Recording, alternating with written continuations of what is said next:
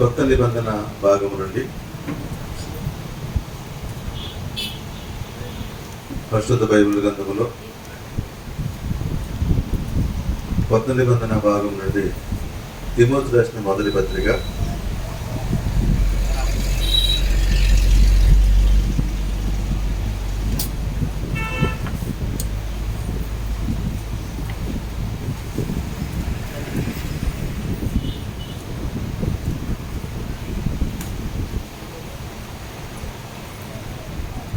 4వ అధ్యాయము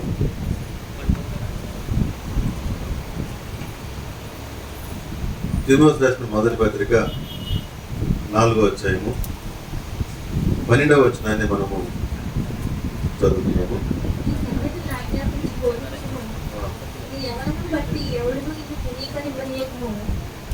మాటలోను ప్రవర్తనలోను ప్రేమలోను విశ్వాసములోను పవిత్రతలోను విశ్వాసులకు మాదిరిగా ఉండును. దేవునికి స్తోత్రం. ప్రార్థన చేస్తాం. సకల ఆశీర్వాదములకు కారణభూతురానికి వందనాలయ్యా. యేసు మీ ఘనమైన నామంలో మేమందరము కూడి ఉన్నాము. ఇంతవరకు చక్కని పాటలు పాడి మీ నామాన్ని స్తుతించారయ్యా. చెప్పిన సాక్ష్యములు బట్టి మీ నామానికి మహిమ కలిగింది. ఆరాధనలో మీరు మా మధ్య ఉన్నందుకు స్తోత్రాలు. అలాగే నీ వాక్య ధ్యానం చేయించుడుగా నీ బిడ్డనే నన్ను మరుగుపరిచి నీ ఆత్మనాయం నుంచి కూడి వచ్చిన బిడ్డలతోనూ నాతోనూ మీరు మాట్లాడి బలపరచమని యేసుక్రీస్తు నామములో ప్రార్థించి అడిగి పొందుకున్నాను తండ్రి. ఆమేన్. దేవునికి స్తోత్రం. మరి గడిచిన దినాన్ని అయితే చాలా బలహీనంగా ఉన్నాను. సహోదరి మా అక్కతో ఫోన్ చేసి ఎందుకైనా మంచిది నువ్వు వాక్యానికి సిద్ధపడి ఉంటామా, అవసరమైతే ఆల్టర్నేటివ్గా ఉండాలి అని చెప్పాము. లేదర్ భాష గారు మీరు చెప్తారు ప్రార్థన చేద్దామని సహోదరికి ప్రార్థన చేశారు. దేవుడు మళ్ళా బలపరిచి రాత్రి ఒక వాక్యాన్ని నా ముందు తీసుకొచ్చి దాని దగ్గర పదాన్ని స్వీకరించిన దేవునికి మహిమ కలుగుతుంది. దేవునికి స్తోత్రం. చదువుకున్న వాక్యాన్ని మనం గమనిస్తే తిమోతి రాసిన మొదటి పత్రిక 4వ అధ్యాయము 12వ వచనము, నీ యవనమును బట్టి ఎవడును నిన్ను తృణీకరింపు నీకుము, కానీ మాటలోను ప్రవర్తనలోను ప్రేమలోను విశ్వాసములోను పవిత్రతలోను విశ్వాసులకు మాదిరిగా ఉండుము. దేవునికి స్తోత్రం. ఇక్కడ యవనస్తున్నటువంటి తిమోతి గారికి పౌలు ఒక మంచి సూచన ఇస్తున్నారు. నువ్వు యవనుడువు, దేవుని పరిచర్యలోకి వచ్చావు, దేవుని సువార్త చేస్తున్నావు, విశ్వాసంగా నువ్వు దేవుని బిడ్డగా ఏర్పడ్డావు, మంచిది. కానీ అదే యవన కాలము చాలా ప్రమాదకరమైంది. యవనంలో కోపావేశాలు ఉంటాయి, ఆలోచన తక్కువ, ఆవేశము ఎక్కువ ఉంటుంది. వాకింగ్ కూడా చెప్తుంది యవనస్తులు తప్పక తొట్టిల్లుతారు. ఎందుకంటే ఆ సమయంలో వారికి ఆలోచించే తక్కువగా ఉంటుంది. ఆవేశము, కోపంలో తీసుకున్న నిర్ణయాలు ఇవన్నీ చాలా ఉంటుంటాయి యవనంలో. కాబట్టి దాన్ని దృష్టిలో పెట్టుకుని నువ్వు యవనంలో దేవుని కాడి మోయటము, యవనంలో దేవుని బిడ్డగా ఏర్పడటము చాలా మంచి విషయము. దేవుడు యవనస్తులను కోరుకుంటున్నాడు. అదే సమయంలో నీ యవనమును బట్టి ఎవడు కూడా నిన్ను తృణీకరించకూడదు. యవనమును బట్టి ఎవడు కూడా తృణీకరించకుండా నీవు ఎలా ఉండాలంటే ఇలా ఉండాలని కొన్ని మాదిరికరమైనటువంటి విషయాలను నేర్పిస్తున్నాడు. ఇక్కడ మీరు అండర్లైన్ చేసుకుని ఈరోజు మనకి క్విజ్ ఉంటుంది. మాటలోను ప్రవర్తనలోను ప్రేమలోను విశ్వాసములోను పవిత్రతలోను విశ్వాసులకు మాదిరిగా ఉండాలి. ఈ నిమిషాలు ఇక్కడ 5 విషయాలు మనకి కనబడతాయి. ఇవి మాటలోను ప్రవర్తనలోను ప్రేమలోను విశ్వాసంలోను పవిత్రతలోను విశ్వాసులకు మాదిరిగా ఉండాలి. కాబట్టి ఈ గుణాలు నీలో ఉండాలి. నీ నుంచి వారు చూడాలి. మనము మాదిరికరంగా ఉండాలంటే మనకు ముందు ఒకరు మాదిరి ఉండాలి. మనం ఒకరికి మాదిరిని చూస్తే మనకు మాదిరి వస్తుంది. మనం మాదిరికరంగా ఉంటే మనం ఇతరులకి మాదిరిగా ఉంటాం. అర్థమవుతుందా? అయితే ఈ లోకంలో ఎవరిని మనం మాదిరిగా పెట్టుకోవాలి అని అనుకున్నప్పుడు ఈ తిమోతికి పౌలు చెప్తారు, నేను క్రీస్తును పోలి నడుచుకున్నాను, మీరు నన్ను పోలి నడుచుకోండి. అది చిన్న విషయం కాదండి. అంత చెప్పగలిగే మాట అలా జీవించడానికి చెప్తున్నాడు. కాబట్టి ఈ రోజున నిన్ను పోలి నడుచుకోవడానికి నీ దగ్గర మంచి మాదిరి ఉందా అని ప్రశ్న వేసుకోవాలి మనం. అర్థమవుతుందా? నేను క్రీస్తును పోలి నడుచుకున్నాను, మీరు నన్ను పోలి నడుచుకోండి అని పౌలు చెప్తున్నాడు. అంటే పౌలుకి అంత మంచి మాదిరి ఎక్కడి నుంచి వచ్చింది అని అడిగితే ఆయన క్రీస్తు నుంచి వచ్చింది. కాబట్టి మనకు క్రీస్తు ఒక రోల్ మోడల్గా ఉన్నాడు. ఆయన ఒక మాదిరిగా మనం చేసుకోవాలి. క్రీస్తు యొక్క స్వభావాన్ని మనం ధ్యానించాలి. ఆయనలా జీవించడానికి మన ప్రయత్నము చెయ్యాలి. అదే ప్రభు కోరుకుంటున్నది. పాటలు పాడటం దేనికి మంచిదే, దేవుని స్తోత్రం. అలాగే దేవుని వాక్యం వినటం మంచిదే, అలాగే కానుకలు ఇవ్వటం మంచిదే. ఇవన్నీ మంచివే కాదట్లేదు, కానీ దేవుడు వీటినే కోరుకోవట్లేదు. నువ్వు క్రీస్తులాగా జీవించాలి, ఈ లోకంలో నీలోంచి క్రీస్తును చూపించాలి. అది దేవుడు కోరుకుంటున్నది. పౌలు అంటున్నాడు, నేను క్రీస్తును పోలి నడుచుకున్నాను, మీరు నన్ను పోలి నడుచుకోండి అని చెప్పగలిగే మెట్లోకి మనందరం కూడా రావాలి. హల్లెలూయా. రోజున మనం చూస్తూ ఉంటే మాదిరికరమైన జీవితాన్ని దేవుడు కోరుకుంటున్నాడు. నీ నుంచి నా నుంచి కూడా ఒక మాదిరికరమైనటువంటి జీవితము దేవుడు కోరుకుంటున్నాడు. అయితే పరిశుద్ధ బైబిల్ గ్రంథం గమనిస్తూ ఉంటే యేసు ప్రభు శిష్యుల్లో ఇద్దరు శిష్యులు రెండు మాదిరి చూపిస్తున్నారు. ఒకటి పేతురు రాసిన మొదటి పత్రిక 2వ అధ్యాయము 21వ వచనాన్ని గమనిస్తూ ఉంటే, పేతురు రాసిన మొదటి పత్రిక 2వ అధ్యాయము, క్రీస్తు కూడా మీ కొరకు బాధపడి మీరు తన అడుగుజాడల యందు నడుచుకున్నట్లు మీకు మాదిరి ఉంచి పోయెను. దేవునికి స్తోత్రము. క్రీస్తు మన కొరకు శ్రమ పడ్డాడు, బాధలు అనుభవించాడు. అవి మనకు అడుగుజాడలుగా ఉంచాడట. ఆ అడుగుజాడలు నడుచుకుంటూ మనం వెళ్ళాలని ఒక మాదిరిని మన ముందు ఉంచాడు. ఈ రోజున క్రీస్తులో ఉన్న కొన్ని ప్రత్యేక గుణాలను ధ్యానం చేస్తాం. చాలా ఉన్నాయి, మన సరిపోదు సమయం.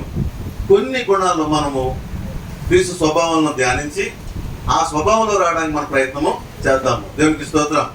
ఇక్కడ పేతురు గారు ఏమంటున్నారంటే, క్రీస్తులో అడుగుజాడలు ఉన్నాయి, ఆయన మనకు మాదిరి ఉన్నాడు, ఆ ప్రకారం మనం అందరూ కూడా నడాలి అని క్రీస్తులో ఒక మాదిరిగా పేతురు చెప్తున్నాడు. ఎవరైనా యేసు ప్రభు శిష్యుడు. మరొక శిష్యుడు అయితే మరొక రకంగా చెప్తున్నాడు. ఆయన కూడా చూద్దాము. యాకోబు రాసిన పత్రిక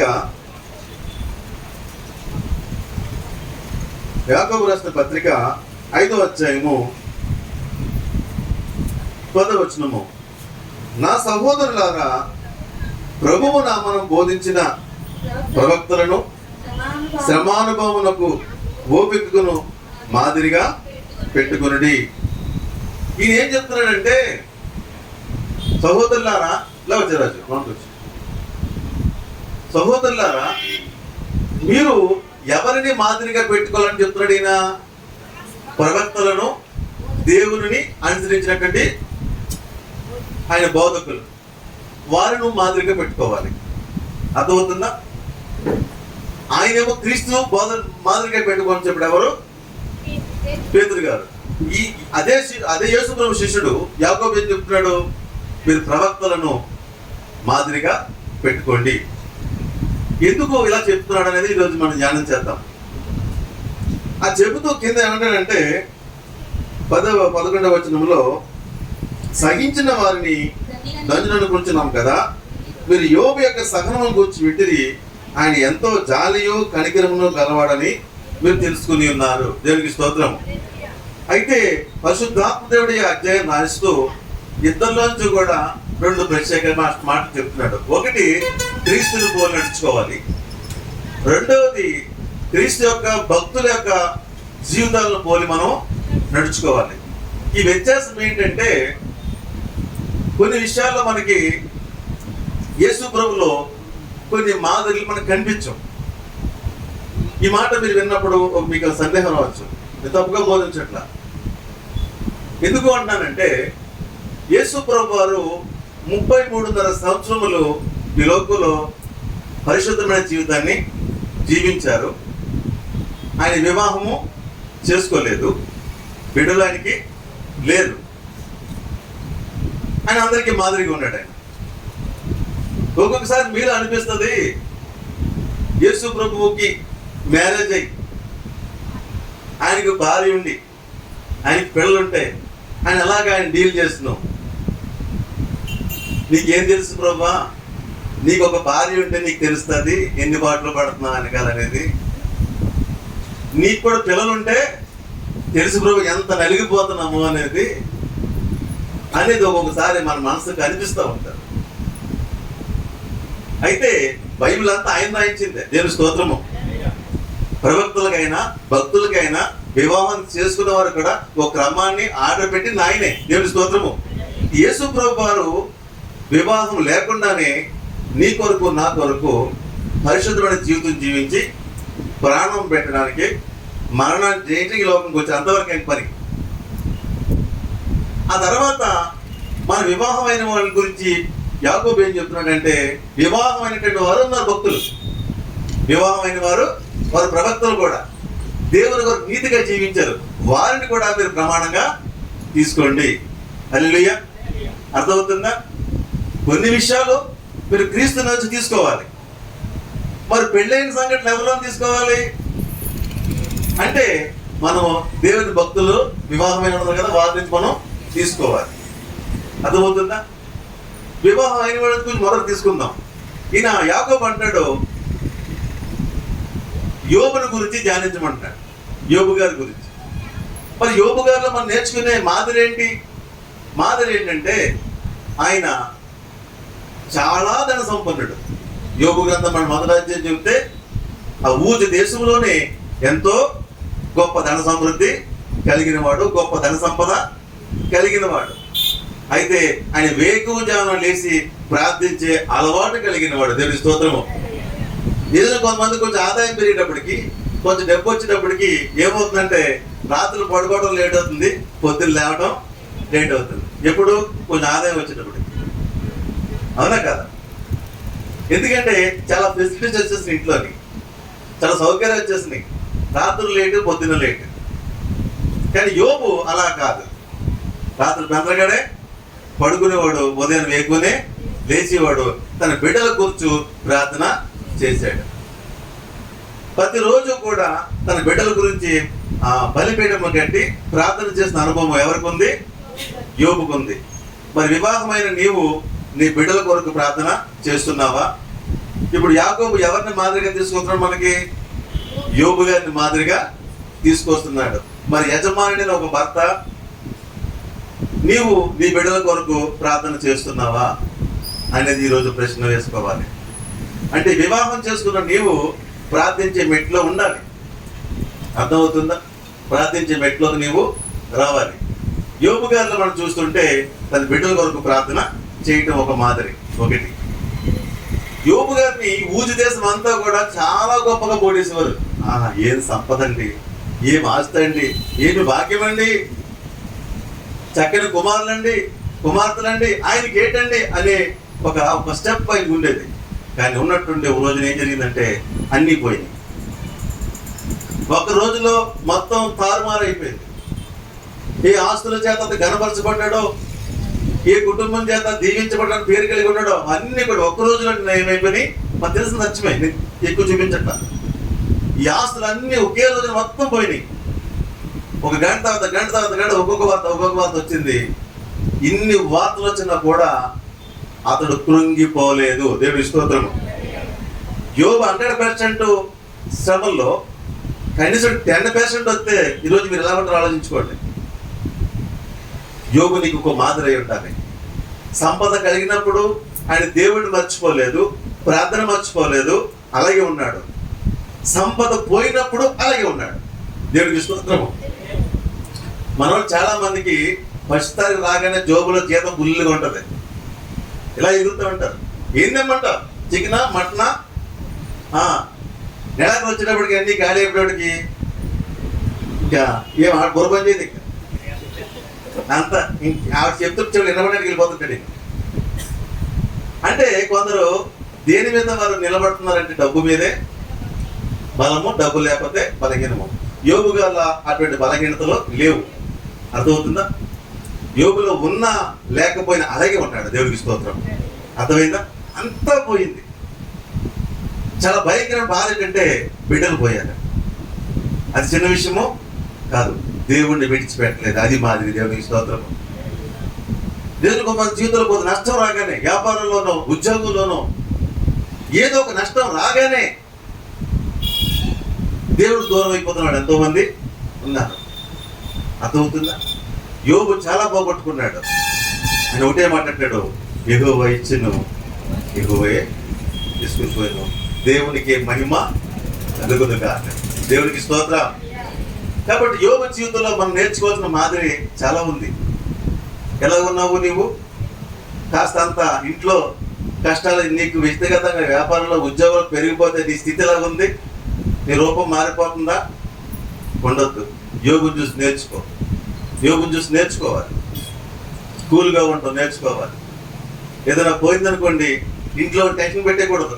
కొంతమందికి నష్టం వచ్చారనుకోండి, ఇక ఇంట్లో నువ్వు తినేసి బురద టెన్షన్ పెట్టేస్తుంటారు. అర్థమవుతుందా? ఏం పర్లేదమ్మా, ఏం పట్టుకొచ్చా మన భూమి మీదకి, ఏమి పట్టుకుని రాలేదు, ఎందుకు టెన్షన్ పడతారు అన్నట్టుగా నీవు వాళ్ళు ధైర్యం చెప్పేవాళ్ళుగా ఉండాలి. చాలా మంది పురుషులు ఏదో బలహీనత ఉంటుంది. ఏదన్నా ఉద్యోగంలో, వ్యాపారంలో ఏదైనా రాగానే ఇంట్లోకి వచ్చే ఈటంతా చూపిస్తూ ఉంటుంది. మంచిది కాదు. అర్థమవుతుందా?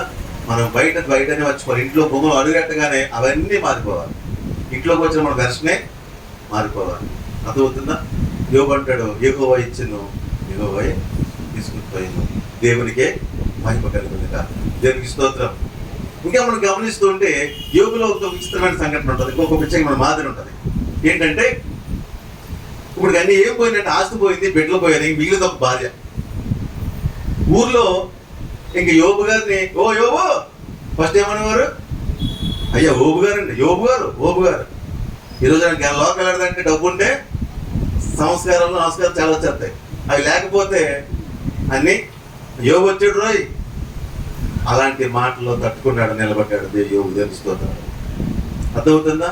పరిస్థితులు మారుతాయి, కృంగిపోవద్దు. అయితే యోబు స్నేహితులు ఎంతో గాయపరిచారు, కానీ ఏ రోజు కూడా అతను కృంగిపోలేదు. ఇదంతా పోవడానికి ఏదో పాపం చేసి ఉంటావు యోబు, నన్ను ఒప్పేసుకో. యోబుకి ఏ పాపం ఎరగడు, అది మనకు తెలుసు. ఆ రోజు యోబుకి తెలియదు. అదొక పరీక్ష. ఆ పరీక్షలో ఆయన ఆ శోధన అనుభవిస్తున్నాడు. స్నేహితులు ఏమంటారు, ఏదో పాపము చేసామంటావులే, అందుకే ఇలా జరిగింది అనేవాడు. చాలా మంది పైకి చాలా నీతి మంత్రులు ఉంటాడురా, ఏదో చేసి ఉంటాడు అనేవాళ్ళు ఎంతమంది ఉండరు? ఆ మాట్లాడిన యోబుకి తెలుసు, దేవుడికి తెలుసు.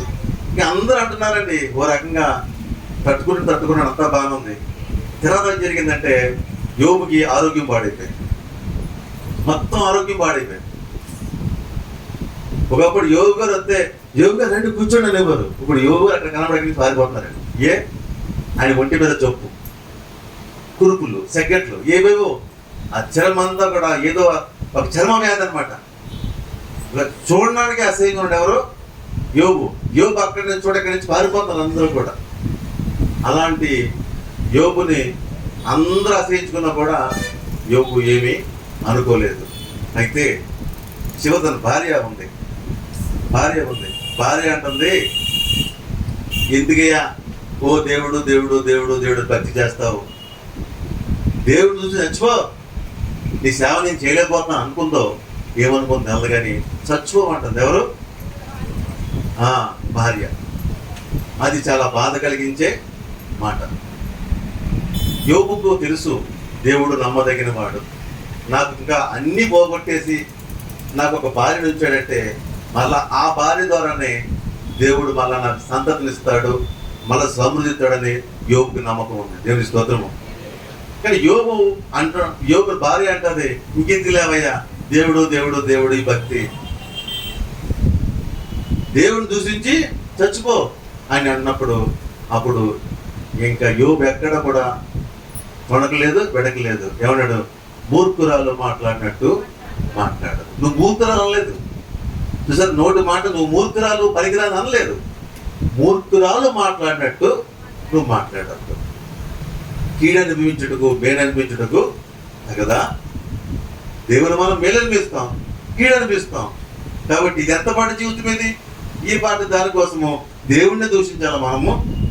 చాలా మంది జీవితాల్లో దేవుణ్ణి దూషించేవాళ్ళు చాలా మంది ఉన్నారు. ఎప్పుడు దూషించకండి. ఏ స్థితిని బట్టి దూషించకూడదు. ఎప్పుడు మన అర్హులమో దేవుడు నమ్మదగిన వాడు. అర్థమవుతుందా? ఏ స్థితిని బట్టి కూడా నువ్వు దేవుణ్ణి దూషించే పని ఎప్పుడు చేయకూడదు. అదే యాకోబు చెప్తున్నాడు. ఏమంటాడు ఇప్పుడు శిష్యుడు? యోబును మీరు మాదిరిగా తీసుకోండి. అంటే క్రీస్తులో మనకు కనిపించినవి యోబులో కొన్ని కనిపిస్తున్నాయి. ఒక కుటుంబ జీవితము, ఆర్థికపరమైన ఇబ్బందులు, ఎన్నో అవమానాలు కూడా యోబు ఫేస్ చేశాడు. కాబట్టి నువ్వు యోబుని ఒక మాదిరిగా తీసుకో నీ వ్యక్తిగత జీవితంలో. యోబును మాత్రమే కాదు, చాలా మంది ప్రవక్తలు కూడా నువ్వు మాదిరికరంగా తీసుకోవాలి. ఈరోజు నువ్వు ఎవరిని మాదిరిగా తీసుకుంటున్నావు? మంచివాళ్ళు ఎప్పుడు మంచివాళ్ళని మాదిరిగా తీసుకుంటారు, చెడ్డవాళ్ళు ఎప్పుడు కూడా చెడ్డవాళ్ళని మాదిరిగా తీసుకుంటారు.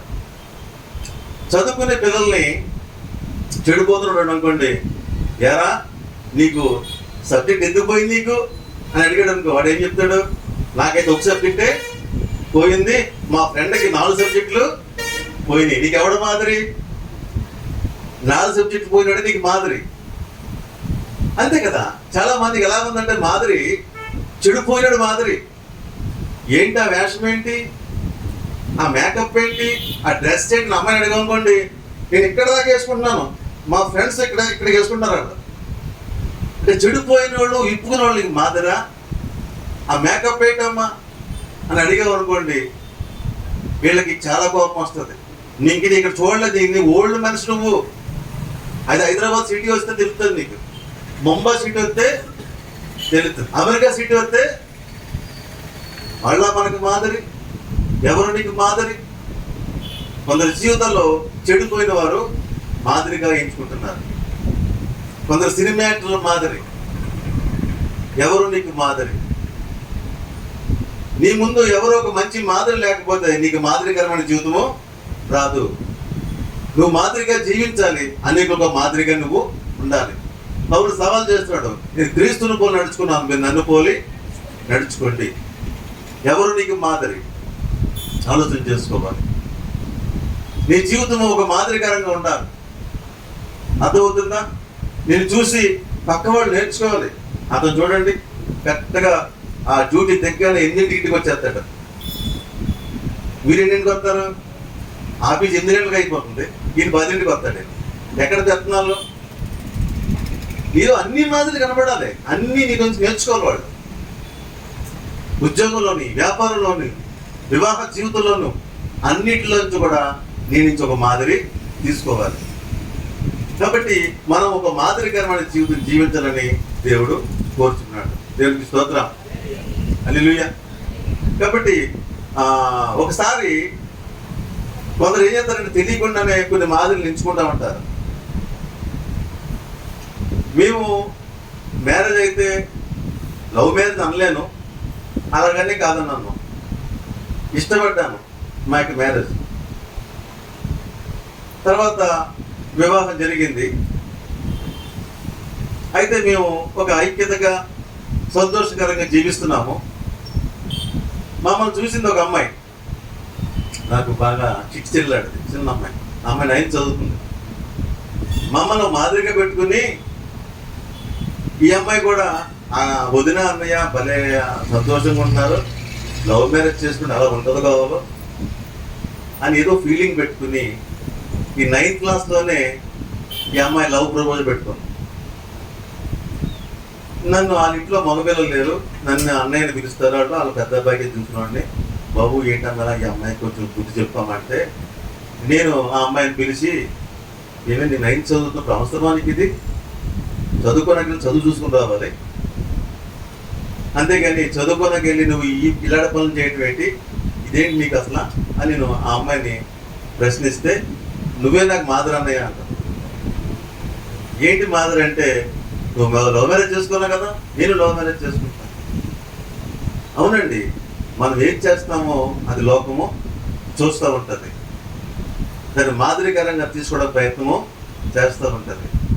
కాబట్టి ఆ అమ్మాయి చెప్పాను, ఇది కరెక్ట్ పని కాదు, ఇది కరెక్ట్ పని కాదు అని ఆ అమ్మాయికి ప్రాక్టికల్గా కొన్ని విషయాలు నేర్పించిన తర్వాత దాంట్లో డ్రాప్ అయింది. చెప్పడానికి మన సమయం లేదు. చాలా విషయాలు నేర్పించాం. చాలా మందికి తెలియక వీళ్ళు బలేకుంటున్నారు అనుకోండి. మేము ఇష్టపడి పెళ్లి చేసుకున్నప్పటికీ కూడా మేము కలిసి ఉన్నామంటే మా మధ్య పరిశుద్ధాత్మ దేవుడు ఉండబట్టే దేవుడికి స్తోత్రం. ఇది మా శక్తి, మా భాగం ఏం మాత్రమో కాదు. విడిపోయే సంఘటనలు, గొడవ వచ్చే గోడు జరిగినాయి అంటే గొడవలు లేకుండా ఎవరు లేవండి. కానీ మా మధ్య పరిశుద్ధాత్మ దేవుడు ఉన్నాడు. ఆయన మమ్మల్ని బలపరిచాడు, మనం స్థిరపరిచాడు. ఇది వరకు తెలదు కదా. ఇలా ఉంటారేమో మనం కొంతమంది రోల్ మోడల్గా తీసుకుని వివాహాలు చేసుకుంటారు. కాబట్టి నేను ఏంటంటే కొంతమంది బైబిల్లో కొందరిని మాదిరిగా తీసుకుంటారు. వాళ్ళు వెనకాల అర్థాలు చూసుకోరు. నేను చెప్తుంటే ఇలా మంచిది కాదా మనం ప్రసంగం చేస్తే వాళ్ళు అన్నారు, మరి ప్రేమ వివాహం చేసుకోవడం మంచిది కాదా అని ఒక ప్రశ్న వేస్తారు నాకు. మీరు చేసుకుంటారని నన్ను అడిగారు, నేను చేసుకోకూడదని చెప్పాను. మీ అభిప్రాయం ఏంటని అడిగితే నేను చేసుకోకూడదని చెప్పాను. మా సంఘటన వేరు, మీకు తెలియదు. దాని వెనకాల చాలా చరిత్ర ఉంది. ఆ సంగతి వేరు. అయితే మరి బైబిల్లో ఉంది కదండి. మరి ఏంటంటే యాకోబుని మాదిరిగా తీసుకుని చెప్తున్నారు, యాకోబుని మాదిరిగా తీసుకుని చెప్తున్నారు. కాబట్టి మరి ఈ లవ్ మ్యారేజెస్కి ఎంతవరకు కరెక్ట్, బైబిల్ యాక్సెప్ట్ చేస్తుందా అనేది ఒక సబ్జెక్ట్ పెట్టుకొచ్చారు అనుకోకుండా. అప్పుడు చెప్పాను నేను, బైబిల్లో 3 లవ్ మ్యారేజ్లు ఉన్నాయి. అంటే ఇంకా చాలా ఉండొచ్చు, నేను నా కంటికి కనిపించి నేను దృష్టిలో గుర్తులో చెప్తున్నాను. 3 చెప్పండి ఎవరన్నా. సంసోను, యాకోబు,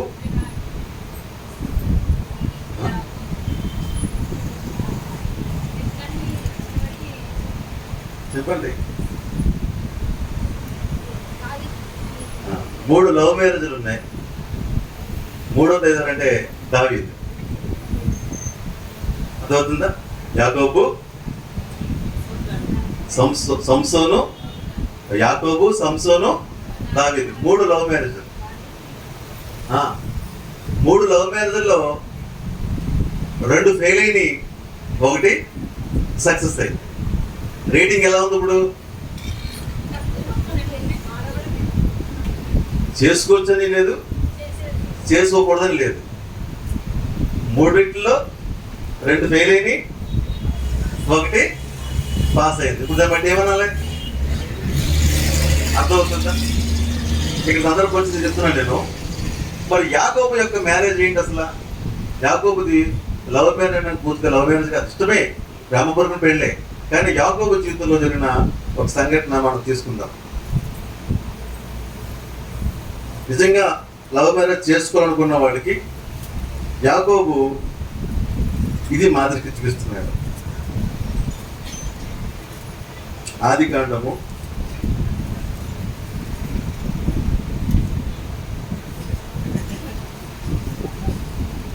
'యూత్' బాగా వినండి అమ్మా, అందరికి, పెళ్లి కాని పిల్లలందరికీ కూడా. ఆదికాండము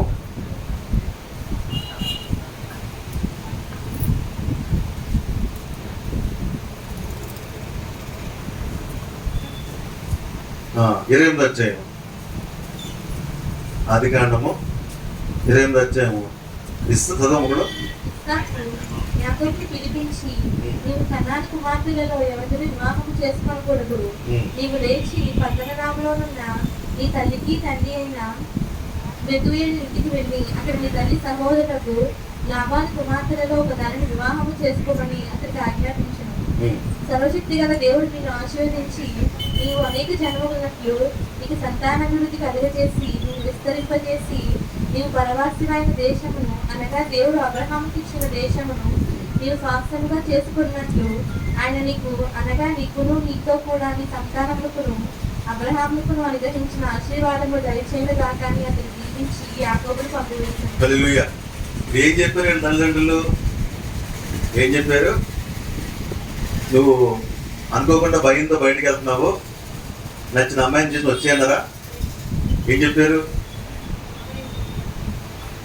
నువ్వు మీ మేనమామ ఇంటికి వెళ్తున్నావు, ఏ అమ్మాయిని కూడా నువ్వు దృష్టిలో పెట్టుకోవద్దు, ఏ అమ్మాయి మీద దృష్టి పెంచుకోవద్దు, తర్వాత ప్రేమించానన్న మాట నాతోటి చెప్పద్దు. సరాసరి నువ్వు మీ మేనమామ ఇంటికి వెళ్తున్నావు కాబట్టి మీ మేనమామ ఇంట్లో నచ్చిన అమ్మాయిని పెళ్లి చేసుకుని వచ్చి, అంతేనా? ఇప్పుడు యాకోబు తల్లిదండ్రుల చేతుల ప్రకారం ప్రేమించాడా, తన ఇష్టానికి వెళ్ళాడా? ఇప్పుడు ఆ రాహేలు తన మేనమామ కూతురు అన్న తర్వాత అతను ప్రేమించాడు. అర్థమవుతుందా? అంటే ఎవరి మాట అది? అంటే ప్రేమించే బిడ్డలో ఫస్ట్ ఎవరిని పర్మిషన్ అడగాలి? తల్లిని చెప్పాలి, అమ్మాయి మీరు కాలేజీకి వెళ్తున్నారు కదా, మీరు ఉద్యోగాలకు వెళ్తున్నారు కదా, ఎవరిని పడితే వారిని పెళ్లి చేసుకోవడం మంచిది కాదు, మీకు అలాంటి ఆలోచన ఏమైనా మాతోటి చెప్పండి. అవునా? లేదు మేమే పెళ్లి చేస్తామంటే ఆ పని మీరు కూడా చేయకూడదు. ఇప్పుడు యాకోబు పెళ్లి చేయని పరిస్థితి ఉంది, ఎందుకంటే వెళ్ళిపోతున్నాడు ఇంటి నుంచి. అది ఒక ప్రమాదకర పరిస్థితి. వాళ్ళే పంపిస్తున్నారు, కానీ బయటికి వెళ్తున్నావు కదా, యవనొస్తుడు నువ్వు, యవనాలు నీకు ఉంటాయి, ఆ స్వభావం నీకు వస్తుంది, కానీ బయటికి వెళ్తున్నావు కాబట్టి నీ దృష్టి వేరే అమ్మాయి మీదకి నువ్వు వెళ్ళకూడదు. నీ మేనమామ ఇంటికి వెళ్తున్నావు కాబట్టి వాళ్ళకి అమ్మాయిలు ఉన్న సంగతి నాకు తెలుసు, వాళ్ళ ఇంటికి వెళ్ళి అక్కడ నచ్చిన అమ్మాయిని చేసుకో అని ముందుగానే పర్మిషను ఇది పర్మిషన్ వెళ్తున్నాడు. అవునా? మీ కాలేజీకి మీకు పర్మిషన్ ఇచ్చారా? చదువుకుని బాగా మార్కులు తెచ్చుకుని మంచి క్యాంపస్లో మంచి జాబ్ తింటారంటే పెద్ద హీరోలోకి వెళ్ళిపోయి ఒక అమ్మాయిని పట్టుకుని రావటం, అదే పెద్ద డిగ్రీ పట్ట. ఏం ప్రయోజనం? నీకు పంపించింది ఏంటి, నువ్వు చేసింది ఏంటి? చాలామంది ఇవే పిచ్చి పనులు, అందుకే వారికి మాదిరి లేని జీవితం అన్నమాట. అర్థమవుతుందా? వారి భవిష్యత్తుని చాలా ఈజీగా పోగొట్టుకుంటున్నారు. నాకు ఒక క్యాప్షన్ ఉంటుంది, అది లోక సంబంధమైన మాట. అది నేను లవ్ అంటే అన్ని లవ్లు ఇవ్వాలనుకున్నాను. Love loss of valuable education. Love అంటే 4 అక్షరాలు, ఎల్ అంటే లాస్, వి అంటే వాల్యుబుల్ ఆఫ్ ఎడ్యుకేషన్. చదువుకున్న టైంలో ప్రేమించిన ప్రతి ఒక్కడు కూడా ఏం పోగొట్టుకుంటాడు? చదువుని పోగొట్టుకుంటాడు. అర్థమవుతుందా?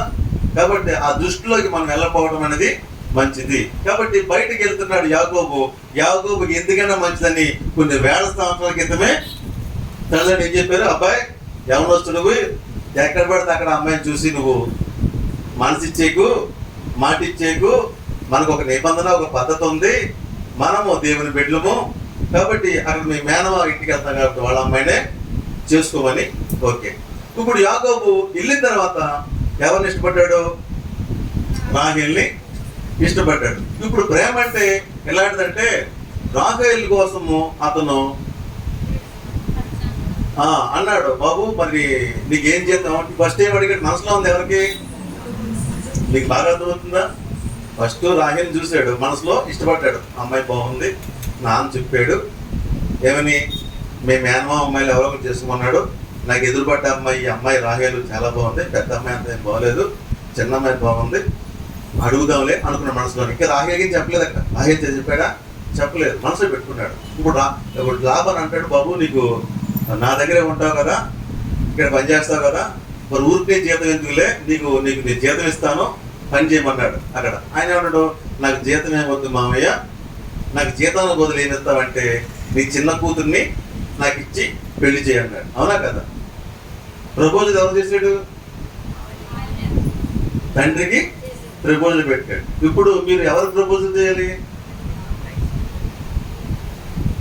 అబ్బాయి అయితే అబ్బాయి పేరెంట్స్ ప్రపోజల్ పెట్టాలి, అమ్మాయి అయితే మీరు ఎవరు ప్రపోజ్ చేస్తారు? అంటే అని చెప్తున్నాను, ఇక్కడ లవ్కి ఒక పద్ధతి పెట్టాడు దేవుడు. అర్థమవుతుందా? ఫస్ట్ నిజమైన ప్రేమ అయితే వాళ్ళ తల్లిదండ్రులను ప్రపోజ్ చేయాలి. మీ అమ్మాయి నాకు నచ్చిందండి, మీ అమ్మాయిని ఇచ్చి నాకు వివాహం చేయగలుగుతారా అంటాడు. అప్పుడు ఏమిచ్చి పోషిస్తామంటే ఏం చెప్తాడు? నేను మీ దగ్గర జాబు చేస్తాను. అర్థమవుతుంది? ఇవన్నీ ఉండాలి. అర్థమవుతుందా? అది యాకోబు యొక్క జీవితము. ఇంకా గమనించండి, యాకోబుని సరే ఓకే నీకు 7 సంవత్సరాలు మా అమ్మాయిని ఇస్తానయ్యా, 7 సంవత్సరాల ముందు పని చేయమన్నాడు, 7 సంవత్సరాలు చేస్తానన్నాడు.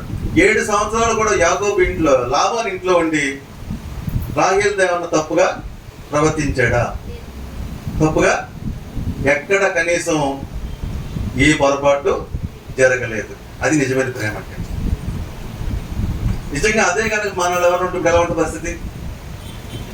అర్థమవుతుందా? ఇంక చెయ్య రాసుకోపోతే ఇలా మనుషులే కాదు, ఆ టచింగ్ లేకపోతే అసలు మనుషులే కాదండి. ఎక్కడ అంత జాగ్రత్తగా ఉన్నది నిజమైన ప్యూర్ లవ్. ప్యూర్ లవ్ శరీరాశల్ని కోరుకోదు, డబ్బుని కోరుకోవద్దు. అర్థమవుతుందా? దూరంగా ఉండడు. ఆమె కోసం త్యాగం చేయడానికి 7 సంవత్సరాలు కష్టపడి పనిచేశాడు. అది అనుకోకుండా ఏం జరిగింది? వాళ్ళ యొక్క ఆచారం ప్రకారం చిన్న అమ్మాయిని చేయడం మంచిది కాదని పెద్ద అమ్మాయిని ఇచ్చి పెళ్లి చేశారు. పెద్ద అమ్మాయిని ఇచ్చి పెళ్లి ఇలాగా చాటం చేశాడు. ఆయన ముసుగేసి పెద్ద అమ్మాయిని ఇచ్చి పెళ్లి చేశాడు. పెళ్లి అయిన తర్వాత చూస్తే ఎవరు? పెద్ద అమ్మాయి. ఇదేంటి మా ఆయన ఇలా మోసం చేసావు నన్ను అని అంటే ఆ మాంగారు ఏం చెప్పాడు? మా ఇంట పెద్ద అమ్మాయి పెళ్లి చేయడం చిన్న అమ్మాయి పెళ్లి చేయకూడదు, కాబట్టి మళ్ళా నువ్వు ఒక 7 ఏళ్ళు నా దగ్గర పని చేయి, అప్పుడు చిన్న అమ్మాయిని ఇస్తానన్నాడు. 7 ఏళ్ళు పని చేయి. ఓకే, మళ్ళీ ఏం చేశాడు? మళ్ళీ 7 ఏళ్ళు 14 ఏళ్ళు కూడా లేయని ముట్టుకోలేదు. తెలుసా మీకు? అంటే ఆ పెళ్ళైన రోజు మాత్రమే ఆయన కలుసుకున్నాడు. ఆ తర్వాత తెలిసింది మార్నింగ్ ఆమె రాహేలు కాదని. మళ్ళీ 14 ఏళ్ళు లేయ దగ్గరికి వెళ్ళలేదు. అంటే అర్థం ఏంటి? రాహేల్ని అంత ప్యూర్గా ప్రేమించాడు. ప్రేమ అంటే అది. కాబట్టి బైబిల్లో ఏదో ప్రేమ తీసుకుని యాకోబు ప్రేమించిన మేమెందుకు ప్రేమించకూడదు అనేది కాదు. ఇక మిగిలిన ప్రేమలో తొందరపడుతున్నాం. ఎవరి? దావీది, సంసోని నిలబడలేదు. అర్థమవుతుందా? దావీది యొక్క ప్రేమ ఏంటి? దావీది ఊరంతా ఓడేస్తున్నారు. దావీది అంత వీరుడు లేడు. దావీదు నేను మేఘాలు అనుకుంది, ఇలాంటి వీరుడు నాకు భర్త అయితే బాగుంటుంది. మేఘాలు ఏం చేసిందంటే దావీదిని ప్రేమించింది. మళ్ళా 3 నాళ్ళకే ముచ్చట అయిపోయింది. మరి సంవత్సరం పెళ్ళి ఏమైంది? ఇది 3 నాళ్ళకి ముచ్చట అయిపోయింది. నేను అలాగే వెళ్తున్నాడు, దారిలో ఆమె నచ్చింది, నాకు కావాలి చేస్తావు చేయమన్నాడు. తల్లిదండ్రులు ఏం చేస్తారు? చేశారు. ఏమైంది? అయిపోయింది. అలా మనం మాదిరిగా ఉండకూడదు, చెడ్డ మాదిరిగా ఉండకూడదు.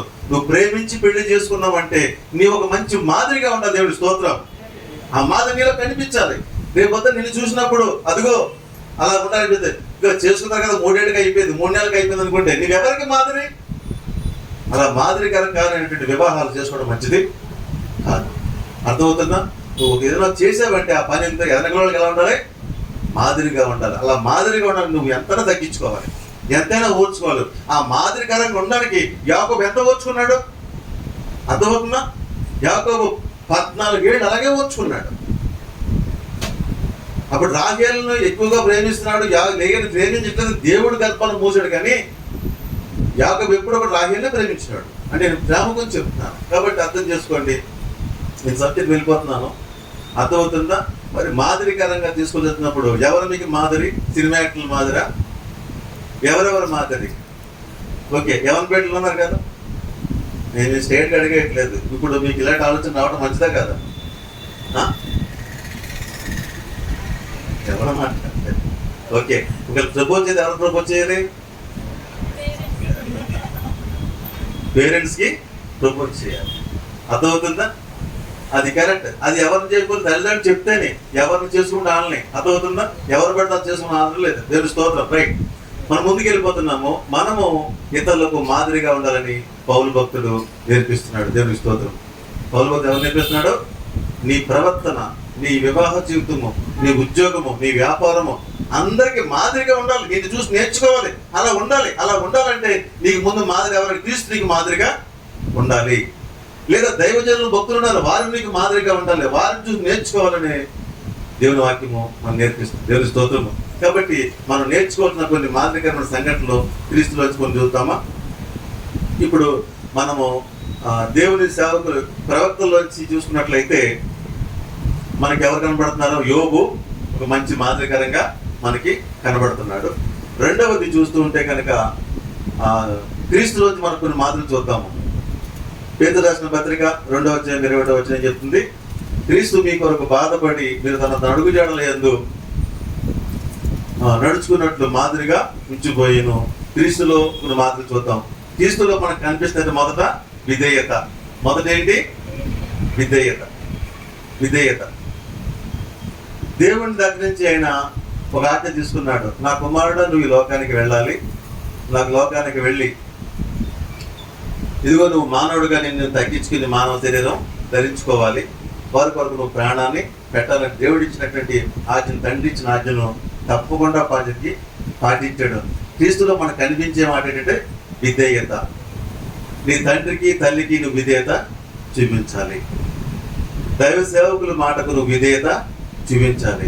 మొదటగా దేవుడికి నువ్వు విధేయత చూపించాలి. క్రీస్తులో మనకు కనబడుతుంది మొదటి పాయింట్ విధేయత. ఉందా నీలో విధేయత? చెప్పిన మాట వింటున్నావా? అరే మార్కెట్కి వెళ్ళా తెమ్మంటే అక్కని తెమ్మను, అన్నది తెమ్మను, చెల్లెని తెమ్మను అంటున్నావా?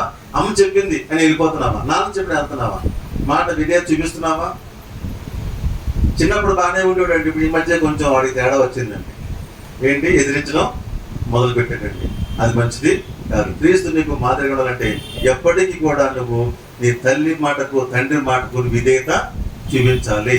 అర్థమవుతుందా? విధేయత అనేది చాలా ప్రాముఖ్యమైన విషయం. దేవుని స్తోత్రము. రెండో విషయం చూస్తుంటే మనకి ఆజ్ఞకు లోబడే విషయము. యేసుక్రీస్తు ప్రభువులో నేర్చుకునే ఒక మాదిరి ఏంటంటే ఆజ్ఞకు లోబడే మనసు.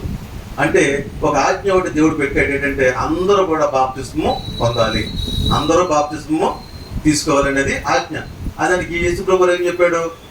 చూడండి ఒకసారి మనం చూస్తుంటే మత్తయి సువార్త మనకు కనబడుతూ ఉంటుంది. 3:15 అందరూ బాప్తిసం తీసుకున్నారు. ఆ బాప్తిసం తీసుకోవడానికి యేసు ప్రభు కూడా నీటిలోకి వెళ్ళాడు బాప్తిసం. అప్పుడు యోహాను బాప్తిసం ఇచ్చి యోహాను అంటాడు, ప్రభువా నీవు బాప్తిసం తీసుకోవడం ఏంటి? నీ చేత మేము బాప్తిసం పొందాలేమో, కానీ మీరు బాప్తిసం నాకు అవసరం లేదు. నువ్వు పరిశుద్ధుడైన దేవుడు, నువ్వు బాప్తిసం పొందడానికి అవకాశం ఏమి, ఎందుకంటే నువ్వు బాప్తిసం పొందిన అవసరమే లేదు అన్నప్పుడు ఏమన్నాడు ప్రభువారు? నీతి యావత్తిలాగా జరగాలి, నీతి యావత్తిలాగా జరగాలి. అంటే ఆయన ఏదైనా ఒక ఆజ్ఞ ఉందంటే ఆజ్ఞకు ఖచ్చితంగా లోబడే మనసు కలిగిన వాడు. అంటే బాప్తిసం తీసుకున్నట్లో నాకు అవసరం లేదు అప్పుడే కాదు అన్నాడు ఆయన. ఆ టైం వచ్చింది, తప్పకుండా ఆయన తీసుకున్నాడు. ఈరోజు ఎంతమంది బాప్తిసానికి సిద్ధంగా ఉన్నారు? చూద్దామండి, చేద్దామండి, నాకు అవసరం ఏముందండి, చూద్దాం అన్న వాళ్ళు చాలా మంది ఉన్నారు. కానీ యేసు ప్రభువులాగా ఆయన అవసరం కానప్పటికీ కూడా నీతి యావత్తుకు మాదిరిగా మనం ఉండాలి.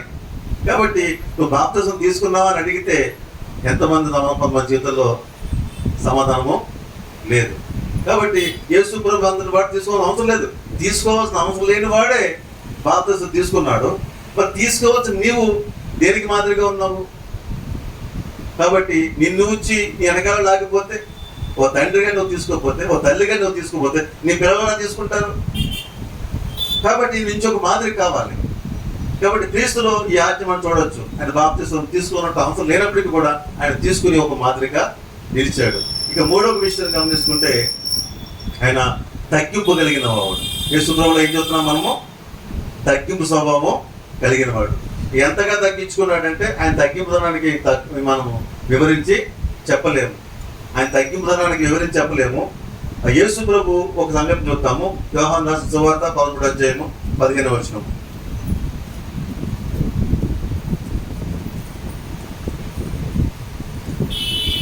నేను మీకు చేసిన ప్రకారము మీరు చేయవలనని మీకు మాదిరిగా ఇలాగూ చేసేది. దాసుడు తన యజమాని కంటే గొప్పవాడు కాడు, పంపబడిన వాడు తను పంపిన వాడి కంటే గొప్పవాడు కాడని మీతో నిశ్చయంగా చెబుతున్నాను. ఈ సంగతిని మీరు ఎరుగుదురు కనుక వీటిని చేసిన యెడల మీరు ధన్యులగుదురు. దేవునికి స్తోత్రం. యేసుక్రీస్తు ప్రభువారు శిష్యుల పాదాలని కడిగాడు. ఈ ప్రపంచంలో ఎక్కడా లేదు. గురువులు అనబడిన వారు, ప్రభువులు అనబడిన వారు అందరూ కూడా వారి పాదాలు కడిగించుకున్నారు, కానీ ఎవరు కూడా శిష్యుల పాదాలు కడగడం చరిత్రలో లేదు.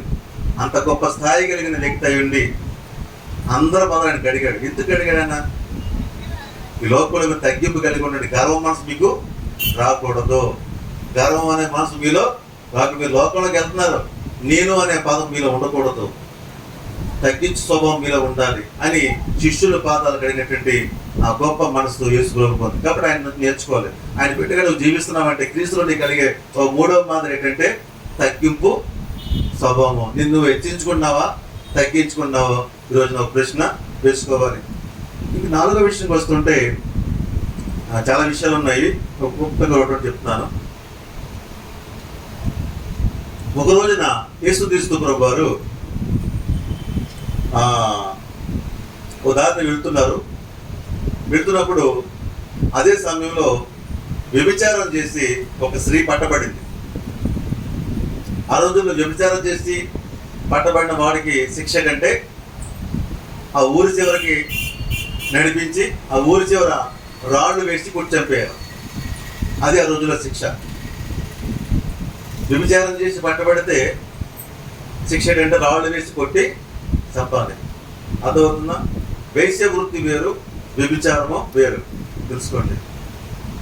వేశ్య భర్త లేకో భర్త చనిపోయో ఒక వృత్తికి అలవాటు పడిన వారు వేశ్య వృత్తి అంటారు. వారి శరీరాన్ని అమ్ముకుంటారు. రాహాబు వేశ్య. ఎవరు వ్యభిచారం ఎవరంటే భర్త ఉండి నువ్వు పరాయ పురుషుడితో పాపం దాన్ని వ్యభిచారం అంటారు. భార్య ఉండి పరాయ స్త్రీతో పాపం దాన్ని వ్యభిచారం అంటారు. అర్థమవుతుందా? నీకు చక్కని భార్య ఉండి నువ్వు పరాయ స్త్రీలతో తిరగడం ప్రయత్నం చేసేది దాన్ని వ్యభిచారం అంటారు. చక్కని భర్త ఉండి పరాయ పురుషుడితో పాపం చేస్తున్నావే దాన్ని వ్యభిచారం అంటారు. అలాంటి వాళ్ళని ఏం చేశారంటే ఊరి చివరి తీసుకెళ్లి రాళ్ళు వేసి కొట్టి చంపాలి. అలాంటి పరిస్థితుల్లో ఒక స్త్రీని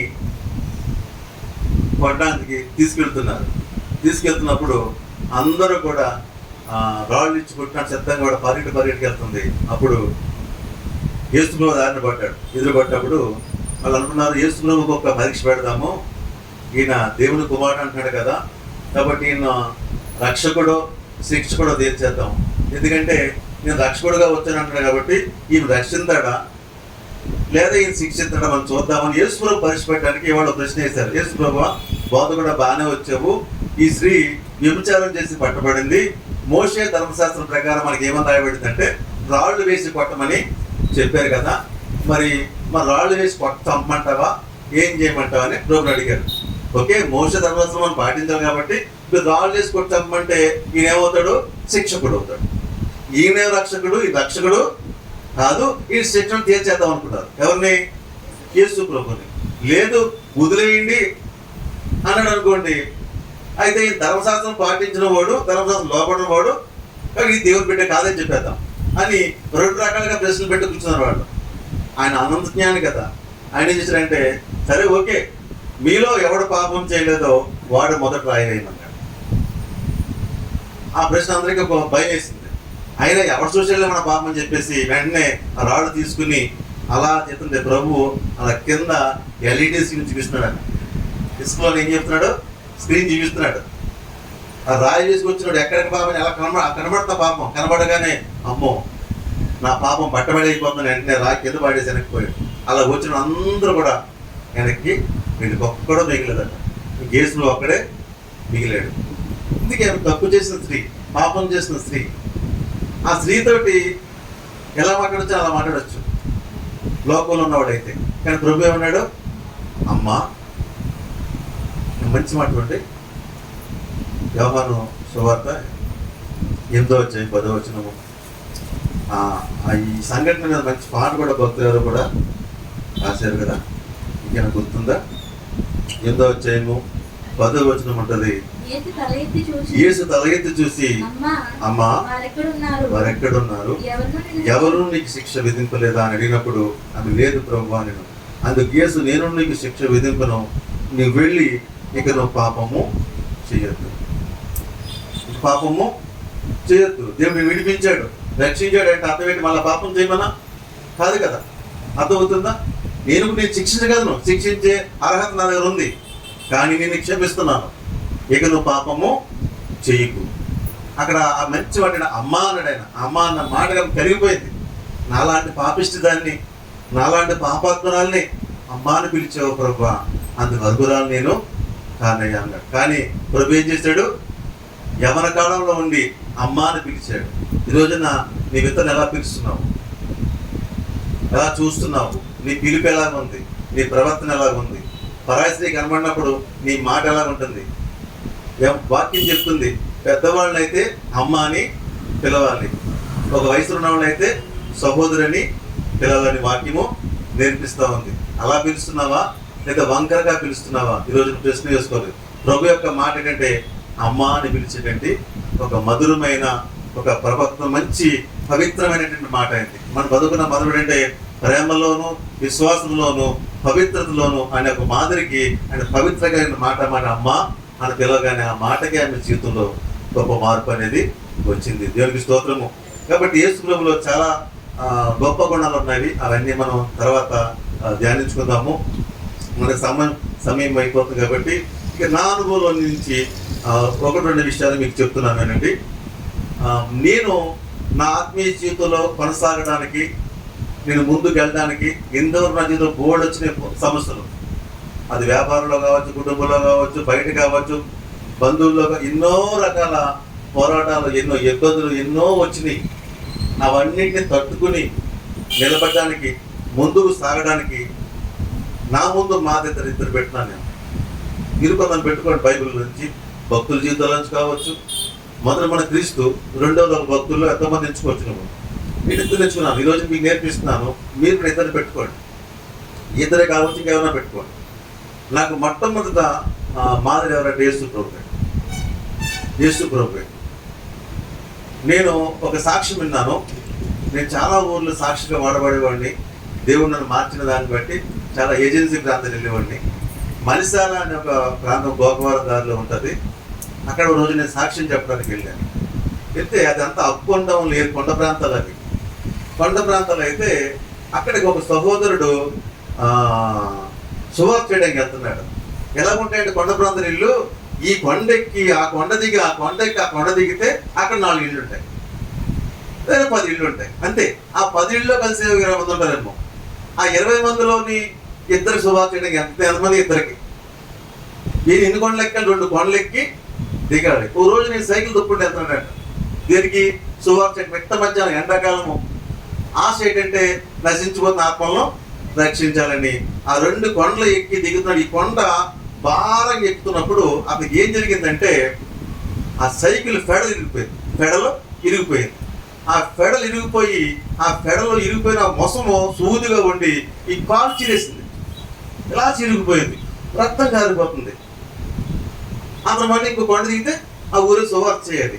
కొండ దిగి వెళ్ళి సువార్త చేయాలా, అది ఇంటికి వెళ్ళిపోవాలా? అది ఇలాంటి ఆలోచనతో ఉన్నప్పుడు అతనికి లోన ఒక ఆలోచన వచ్చేసింది. ఏంటి ప్రభువా, నేను నీ పని చేస్తున్నాను, నీ సువార్త చేయడానికి నేను కొండ ఎక్కి దిగి వెళ్తుంటే నన్ను కాపాడలేకపోయాడు ప్రభువా, నాకు ఈ గాయం ఏంటి ప్రభువా అని అతను ప్రశ్నించుకుని ఈ వెనక్కి తిరిగిపోతాడట. నా ప్రభువే నాకు సాయం చేయనప్పుడు నేనెందుకు సువార్త చేయాలి అని చెప్పి వెనక్కి వెళ్ళిపోతుంటే మిట్ట మధ్యాహ్నం ఆ రోడ్డు సన్నంగా ఉంటాయి కదా, గోకవరం రోడ్డు. ఇప్పుడు ఎలా లావ్ అయినాయేమో తెలియదు, అప్పుడు సన్నంగా ఉండేది. ఆ రోడ్డు వెళ్ళిపోతే మిట్ట మధ్యాహ్నం ఆ రోడ్డు మీద ఒక సిలువ. ఆ సిలువలో యేసు ప్రభు ఎన్ని దెబ్బలు తిన్నాడో రక్తపు మడుగులను యేసు ప్రభు కనిపించాడట. ఆ సిలువలో యేసు ప్రభు ఒంటెంట కాయాల్లో రక్తం మడుగు ఆ ప్రభు కనిపించాడు. ఇలా కనిపించగానే ఆయన అలా చూశాడట. అలా చూడగానే అలా చూశాడు, గాయము చూశాడు. అలా చూశాడు, గాయము చూశాడు. అప్పుడు అనిపించిందంట, నీవు పొందిన గాయాల కంటే ఈ గాయం పెద్ద గొప్పదేమి కాదు ప్రభు, నేను ముందుకే వెళ్తాను, వెనక్కి దేవునికి స్తోత్రం. అది క్రీస్తు మాదిరి. దేవునికి స్తోత్రము. నీకు కలిగే దెబ్బలు, నీకు కలిగే శోధనలు, నీకు కలిగే అవమానాలు, నీకు కలిగే నష్టాలు యేసుకు మించినవి కావు. దేవునికి స్తోత్రం. యేసుకు మించినవి కాదమ్మా. నువ్వు నలిగిపోతున్నా, బాధపడుతున్నా, వేదన పడుతున్నా, అవమానపరచబడుతున్నా, ఇవన్నీ కూడా యేసుకు మించిన శోధన ఏది కాదు. కాబట్టి నీకు ఎప్పుడైనా బాధ కలిగితే యేసు వద్దకు రా. ఆ శిలువలో ప్రభువుని చూడు. నీ దెబ్బ, నీ గాయము, నీ అవమానం చిన్నదైపోద్ది. దేవునికి స్తోత్రము. యేసు ప్రభు సుందరుడండి. 10,000 మందిలో బహు అందగాడు. అలాంటి మొఖం ఉమ్ములేస్తారన్నమాట. అతి సుందరుడు మొఖం ఏమైంది? ఉమ్ములేస్తారు. ఎక్కడ సిలువలో ఎలా చెప్పొద్దు. అయితే ఆయన బాధపడ్డా? ఒక రోజున ఎవరు అవమానించడం బాధపడద్దు. యేసు ప్రభు పొందిన అవమానం కంటే అవమానం పెద్దేమి కాదు. దేవుని స్తోత్రం. కాబట్టి మన సిలువలో ప్రభు ఆ మాదిరి గొప్పది, ఎప్పటికీ కూడా గొప్పది. అర్థమవుతుందా? ఎప్పటికీ గొప్పదే. జీవితంలో ఎన్ని శ్రమలు ఎదురైనా ఆ శ్రమంలో యేసు ప్రభుని చూడు. ఆ శ్రమలో ప్రభుని చూస్తే నీ గాయం చెంద అయిపోతుంది, నీ బాధ చెంద అయిపోతుంది. నేను యేసు ప్రభు గురించి చాలా పాటలు రాసుకున్నాను. దాదాపు 200 పాటలు రాశాను. అందులో ఒక పాట, నిన్నే నేను నమ్ముకున్నాను, నిన్నే నేను నమ్ముకున్నాను, కఠినమైన శ్రమలలోన కల్వరిలో నిన్ను చూచి, కఠినమైన శ్రమలలోన కల్వరిలో నిన్ను చూచి, నన్ను నేనే మరచిపోయాను. నాకున్న బాధే తొలగిపోయేను. కఠినమైన శ్రమలలోన కల్వరిలో నిన్ను చూచి, నన్ను నేనే మరచిపోయాను. నాకున్న బాధే తొలగిపోయేను. నిన్నే నేను నమ్ముకున్నాను, నిన్ను నేనే నమ్ముకున్నాను. లోకమంతా గేలి చేసి నన్ను చూచి నవ్వుచున్న, లోకమంతా గేలి చేసి నన్ను చూచి నవ్వుచున్న, నిన్ను నేనే నమ్ముకున్నాను. ఆ సిలువలోనే నిన్ను చూచాను. హల్లెలూయా. జీవితంలోనికి ఎన్ని నష్టాలు, ఎన్ని అవమానాలు, ఎన్ని బాధలు వచ్చినా సరే సిలువ వద్దలో యేసు అన్ని చిన్న అయిపోతాయి. అర్థమవుతుందా? యేసు పొందిన శ్రమ కంటే, ఆయన బాధ కంటే, ఆయన అవమానం కంటే ఏది మనకి ఎక్కువ కాదమ్మా. నువ్వు ఎక్కువ ఫీల్ అయిపోయేలా సాధన చేస్తాడు అంతే. అర్థమవుతుందా? రైట్. కాబట్టి యేసు ప్రభు మొదట మనకు మాదిరి అన్నాడు. నెంబర్ 1 చెప్పడానికి చాలా విషయాలు ఉన్నాయి. రెండవ మాదిరి నా చేతిలో పెట్టినది ఏంటంటే, రెండవ మాదిరి ఎంత చెప్పాను కదా, యేసు ప్రభు కూడా భార్య ఉంది, బిడ్డలు ఉంటే నీకు తెలుస్తుంది ప్రభువా, నీకేం తెలుసు, భార్య ఉండి బిడ్డలు ఉంటే కనుక అనిపిస్తుంది కదా. కాబట్టి భక్తులు యాకోబు ఏం చెప్తున్నాడు, ఆ ప్రవక్తలను, ఆ దైవ భక్తుల్ని మీకు మాదిరిగా పెట్టుకున్నాడు కదా. నేను నా జీవితంలో ఇప్పటికీ నేను ఆగిపోకుండా సాగిపోవడానికి సేవా పరిచయంలో కావచ్చు, నా ఆత్మీయ జీవితంలో కాబట్టి నాకు రెండవ ప్రాముఖ్యమైన వ్యక్తి ఎవరంటే విలియం కేరీ. నేటి సమకాలీనటువంటి ఒక గొప్ప దైవ ఆసక్తి కలిగినటువంటి గొప్ప దైవ సేవకుడు ఎవరు? William Carey. అని చెప్పులు కుట్టుకున్న వ్యక్తి, భారము కలిగి సువార్త చేయలేనటువంటి భారతదేశానికి వచ్చాడు. ప్రపంచం అంతా కూడా తిరగాలనుకున్నాడు. ఈ భారతదేశం వచ్చాడు. ఎంతో కష్టపడి, మనకి తెలుగు తక్కువ భాష మనకి, అలాంటిది పరదేశంలో ఉండి దాదాపు 16 భాషలు పైనే నేర్చుకున్నాడు. దాదాపు 12 భాషల్లో తర్జుమాలు, విన్నామా, 40 భాషలు నేర్చుకున్నాడట. 40 భాషలు తర్జుమా చేశాడు. దేవుడి స్తోత్రము. మన చదవటమే రాదు, తర్జుమా చేశాడు. ఇంత ఎంత ఎవరి కొరకు? దేవుని కొరకు. దేవుని కొరకు తర్జుమా చేసి, దేవుని కొరకు ప్రింటింగ్ మిషన్ ఎన్నో చేశాడు ఆయన. ఎంతో గొప్ప సేవ చేస్తే దేవుడు పొంగిపోయి ఆయనకి సహకారం అందించడనుకున్నారా? అర్థమవుతుందా? అంటే దేవుడు చేయడం అన్నాను. అర్థమవుతుందా? ఇంత చేస్తున్న ఆ వ్యక్తికి శ్రమలో ఎన్నొచ్చి చేశాడు. భార్య చాలా బాధ పెట్టేది, చాలా వేధించింది భార్య. ఎన్ని వేధించినా కూడా ఆయన పరిచర్య ఆపలేదు, ఆయన పరుగు ఆగలేదు. కొందరు జీవితంలో భర్త, భార్య, బిడ్డలు ఆటంకాలుగా ఉంటారు. అది కొంతకాలమే. నువ్వు ఆగిపోకూడదు. నువ్వు సాగిపోవాలంటే నువ్వు విలియం కేరీ మాదిరిగా తీసుకోవాలి. ఆయన గోల్ పెట్టుకున్నాడు, ఈ భారతదేశం అంతా కూడా సువార్త చెయ్యాలి. దేవుడు నాకు అప్పగించిన బాధ్యత పూర్చేది. ఈ కంఠంలో ప్రాణం చివరి క్షణం వరకు కూడా నా ప్రభువును ప్రకటించాలి, నా ప్రభు గారికి పనిచేయాలని విలియం కేరీ ఒక టార్గెట్కి పెట్టింది. ఈ టార్గెట్ రీచ్ అయ్యే లోపల భార్య కొంత వేదన పెట్టింది, చాలా బాధలు పెట్టింది. ఆయన ముందుకు వెళ్ళకుండా చాలా అడ్డు పెట్టింది. ఎన్ని అడ్డు పెట్టినా విలియం కేరీ ఆగలేదు. అలాగే భార్యను విడవలేదు. అర్థమవుతుందా? భార్యను విడవలేదు, తన పరుగు ఇంటి బిడ్డలు, తన కన్న కొడుకు చచ్చిపోయాడండి. జ్వరం వచ్చి చచ్చిపోయాడు. చచ్చిపోతే ఏమంటారు? ప్రభు స్వస్థపరుస్తాడు కదా, ప్రభు బోడికి ఆరాధన చేస్తాడు కదా, నువ్వు రాసిన పత్రికల్లో, తగ్గిన బుక్కుల్లో ఉంది కదా, నీ కన్న కూడా చచ్చిపోతే ప్రభు ఎందుకు భోగం చేయాలి అన్నవాడు ఉండరా అన్న. ఆయన విశ్వాసము తొలగలేదు. అర్థమవుతుందా? ఎక్కడా కూడా ఆ కొడుకు చచ్చిపోయినప్పుడు కానీ సమాధి చేయడానికి ఎవ్వరు రాలేదమ్మా. తానే గొయ్యి తీసి, తానే కష్టపడి, తన బిడ్డను తానే పాతి పెట్టుకున్నాడు. కానీ ఒక్కరు సాయం చేయడానికి రాలేదు విలియం కేరీకి. భార్య అంటుంది, కొడుకు పోయిందంత ఇంకెందుకు బతికయ్యా, విడిచిపెట్టే. మన దేవుడు మన కొడుకునే బతికించలేకపోయాడు కదా. ఎవడు మన సాయం చేయాలి, ఎందుకోసం మన బతికి, ఎందుకోసం ఈ భక్తి అని విలియం కేరీ బోర్డంత బాధ పెట్టింది చాలా మంది వ్యక్తులు. విలియం కేరీ తన ప్రయాణాన్ని తన పరువు గమ్యం కడముట్టించాడు. దేవుని స్తోత్రము. అందుకే మన జీవితంలో, నా జీవితంలో నేను యేసుప్రభువుని మొదలు మాదిరిగా పెట్టుకున్నాను. రెండో నాకు విలియం కేరీ మాదిరి. మిగిలిన వాళ్ళు లేరని కాదు.